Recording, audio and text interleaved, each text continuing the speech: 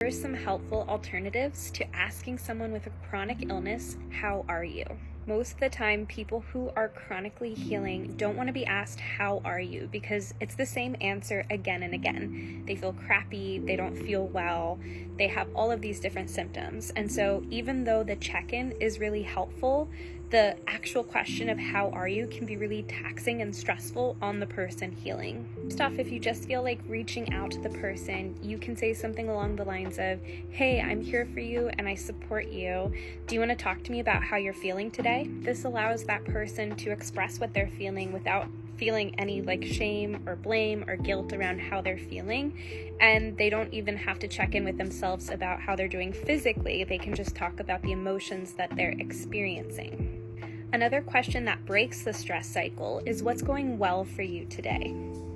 This question can help reroute the neural pathways in that person's brain. So rather than focusing on all of the pain, all the suffering that they're going through right here in this moment, instead, they're focused on what is going well, how their body's working for them, something funny that happened to them earlier, a funny thing in a TV show that they're watching, changing up the trajectory of their thinking patterns.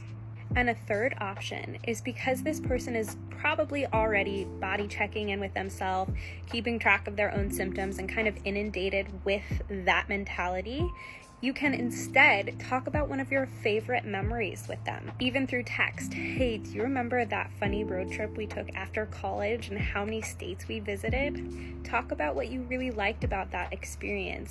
And maybe you can even plan a road trip in the future, maybe a shorter one, or even just daydream about what that road trip can look like. You're helping this person who's healing think of positive experiences and express that physiologically in their bodies to break the pattern of stress. For more tools like these, head to the top of my page.